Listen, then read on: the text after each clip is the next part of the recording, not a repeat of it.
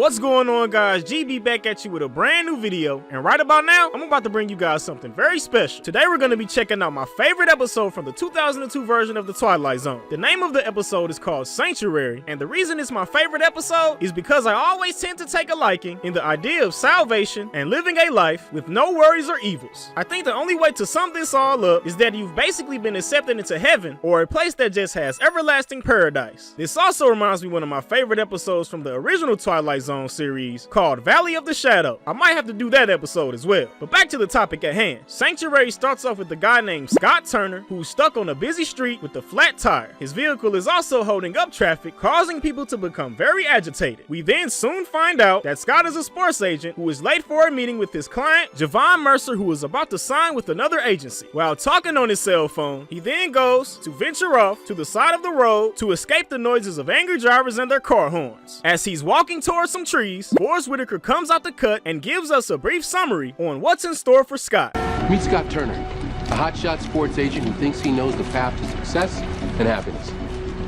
But Scott will discover that these two things don't necessarily go hand in hand as he makes a detour off the beaten path and into the Twilight Zone. Hey, thanks for that, brother Forrest. Now get out the street for somebody call the laws on you, boy. But just as Forrest Whitaker states, Scott will soon learn that being successful doesn't always equate to happiness. And what was once a small tree area, followed by surrounding waters, is now a huge forest, which Scott quickly realizes.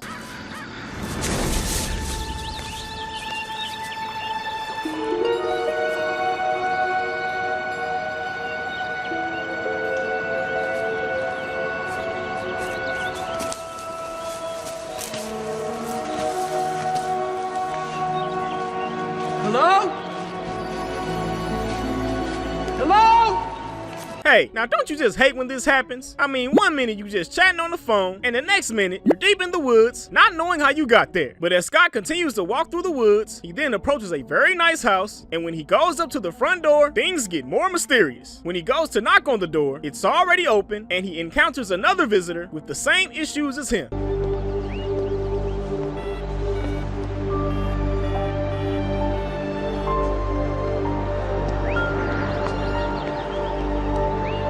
Excuse me. Oh, it's about time. Can you help me get back onto the highway? I am so lost. As they continue to talk, they both realize that they're in the same sticky situation and have no idea on how to get back to the highway. We also learn that the woman's name is Marissa Sanborn, who is also a real estate agent. She also begins to tell Scott some very concerning issues about the house. And there are no phones here. Come on, it's a huge house. There's gotta be a phone. But believe me, I have looked. Not only isn't there a phone, there's no light switches, no clocks, no electric sockets. I'm a real estate agent. I notice these things. What about a car? Car? There's not even a driveway. Damn, sound like they done stepped into an Amish paradise. Like where that boy Weird Al at? But once she tells Scott these things, she then reveals something else that raises questions. How well do you know the area, Scott? Obviously not very well. I don't even know there was a forest around here. This is all supposed to be flat land. There are no hills, let alone mountains. So what's that out there? It's a total mystery. What's that mean? This place shouldn't be here. Oh yes, people, we are now officially in the Twilight Zone. But right after she tells him this, it then cuts to later in the day, and we find out what led to Marissa entering the forest. So there I was, stuck in traffic on the Columbia Parkway in the midst of a horrendous argument with my fiance, Paul. I couldn't take it anymore. So you just got out of the car? Well, I thought he'd come after me, but he didn't. So I just kept walking. There's supposed to be a little park back here, not a forest. After she informs Scott of this, they then both talk about up-and-coming events that they've missed and are gonna miss within their busy schedules. All I know is I missed my meeting with Javon Mercer. Basketball player? He's threatening to sign with another agency. He leaves, I'm screwed. I'm juggling about a dozen real estate deals. I've got houses in escrow, meetings with buyers, meetings with sellers, all that, and I'm trying to plan my wedding. Stress is part of the game. You ever feel like quitting the game? Not an option. That's what I always thought. No, I'm not so sure. Hey man, this right here just reminded me of that boy Mitch off Paid in Full. She over here like, A girl like me, man, I love the game. I love the hustle. I be feeling like one of them ball playing cats, you know? Like Bird or Magic or something. Yeah, a girl got dope. A girl can lead a league. But if I leave, the fans still gonna love me, man? But all jokes aside, them talking about them leaving the game later explains why they're both trapped in this situation. In the meantime, in between time, things just continue to get weirder. But as things get weirder, Scott and Marissa start to take a liking to their unexplainable situation. Scott, come here. These are all my size. What are the chances of that? It's your size, right? This is getting way too freaking weird.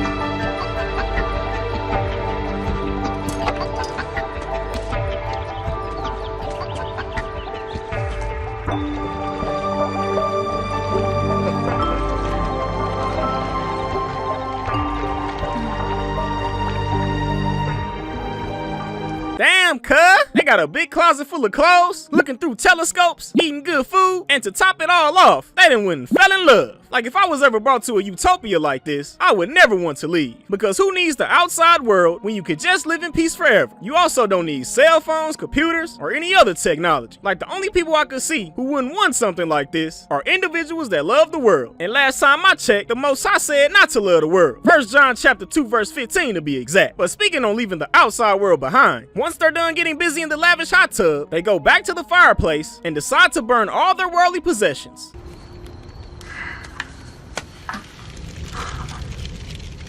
My turn, huh? When you're ready. You do know that this is crazy. It's a good kind of crazy. What if we find a way out of here? Is that what you want? Hell no, that ain't what I want, baby. Like, if I'm gonna be trapped in paradise, I want to most definitely be trapped with the baddie like Marissa. Like, do y'all agree? But after she asks this important question, Scott ultimately decides to burn his worldly possessions.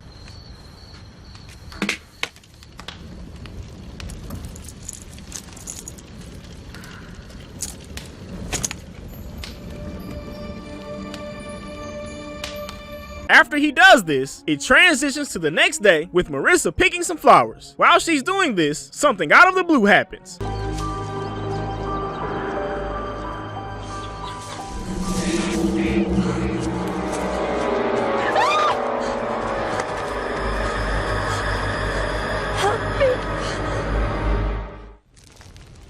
Don't get me wrong, I love my bike, but these old motorcycles, they can get away from me like that. I hit this oil slick, the next thing I know, I'm sailing over the handlebars and I'm flying. Hold on, wait a minute. So she flew off her bike, and in the midst of flying, she landed in the forest, which resulted into her walking up to Marissa as if she's still flying in the air? Now that's trippy. But what's even more trippy is that as she's introducing herself, she used her cell phone. Oh, and phones don't work around here. So. Hey Cole, it's Ricky. I had a little accident on Columbia Parkway. No, it's all good. Met a couple of nice people who helped me out. If it's okay with them, I'm gonna spend the night sometime tomorrow. Well, I'm gonna hold you to that promise. Did you guys say something about phones not working? Oh Lord, what the hell is going on? Like, how is this girl able to use her phone while Marissa and Scott weren't? But once this is over, Scott and Marissa go have a conversation about their new visitor. And while they're having the discussion, Marissa tells Scott something that makes 100% sense. This house is set up for 2 people, not for 3. Okay, what do you want to do? You want to throw her out? No, I'm not saying that. What are you saying? Just don't use her phone, Scott. Why not? Because if we let the world back in, then we will lose everything we have here. Woo! Now that's deep. As soon as she would have broke this all down, I would have been like, girl, I don't know who you is, but get you and your stank cell phone out of here because I'm trying to live in eternal bliss. But after they have this discussion, it cuts later into the day with the new visitor, Ricky, trying to get Marissa to use her phone. Isn't there someone you'd like to call? No, I don't think so.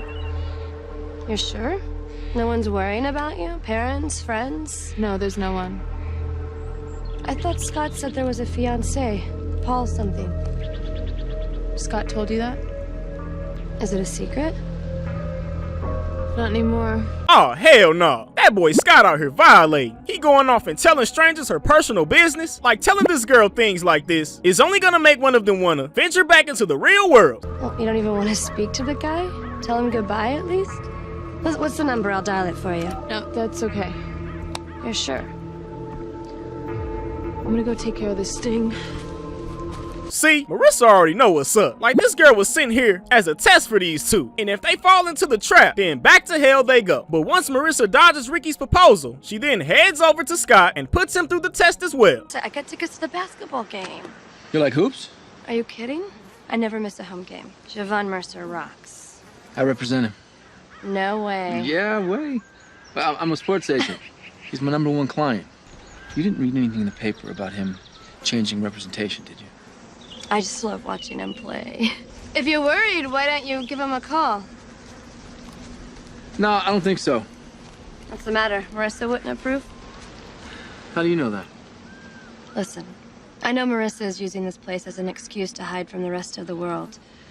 But you sound like you still have a life out there.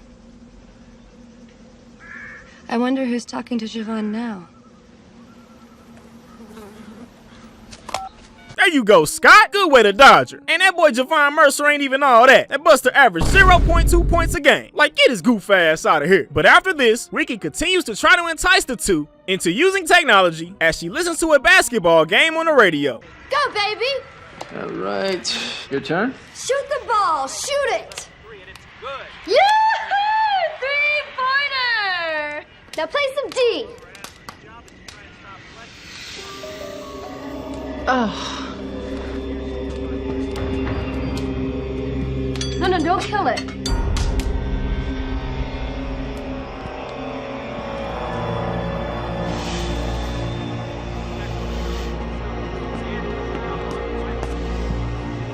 Big one, huh?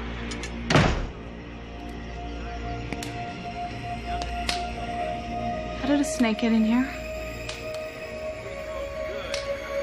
Bro, that was definitely a sign. And did y'all peep she said, don't kill it? Because if they would have killed it, it probably would have killed her. Wait, hold up. This is just like Adam and Eve. Because this girl is a serpent trying to deceive one of them to use technology even when they don't have to. Just like the serpent tricked Eve into eating the forbidden fruit. Bro, this episode is a lot deeper than I thought. But after he gets the snake out the house, he then does something extremely stupid. Are you sure you want to do this? Are you gonna argue with me, or are you gonna let me make a call? I don't want you to get in trouble with Marissa.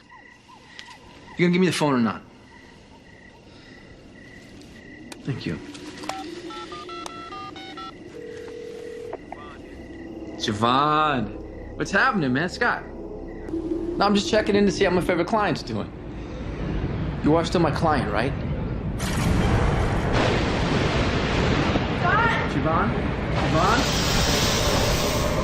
Javon? I'll take that back if you don't mind.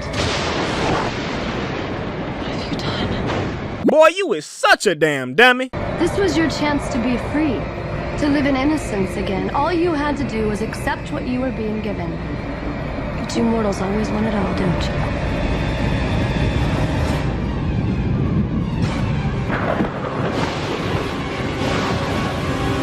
I think it's time you both were leaving. Damn, and just like Adam and Eve, they both get punished. Like, why can't the rules be if that the one person who messed up is the one that gets the punishment? Because Marissa knew what it was from the jump. Like, she should have just made this buster leave and send me in there with Marissa instead. Because I'm telling you, I would never want to leave a utopia. Because this damn world sucks. But just as they get sent back, we are then brought to a very sad conclusion. I mean it, Paul. Okay, I know I can't take this anymore. Will you relax, Marissa? I hate to interrupt, but do you have a cell phone that I could use? I seem to have lost mine. Yeah, Paul, where's my phone? I had it here a minute ago. How would I know? Sorry. No, it's okay. Damn, that's crazy. She was like, boy, you already ruined my life with technology. Now, I don't know how I know that, but I do. So get your goofy ass out of here. But man, all jokes aside, this ending has always been sad to me because they were in a place where they didn't have to worry about any troubles of the world, and they ruined it with one cell phone call. Now they had to revert back to a life that involved all those negative connotations that I mentioned before. But I think I'm gonna go ahead and let Forrest Whitaker conclude this episode. Most of us dream of paradise one time or another. Scott Turner actually found his. Unfortunately, he was unable to hold on to it and found himself back in the game of modern life. Bro, this episode tears me up every time because I want something like this to happen to me. But with that being said, guys, that's gonna wrap up this video. And as always, if you want to see more videos like this, stay tuned to the channel because I got a whole lot more in store. Hey, that was bars right there. But with that being said, guys, I'm gonna catch you on the next video. GB signing out.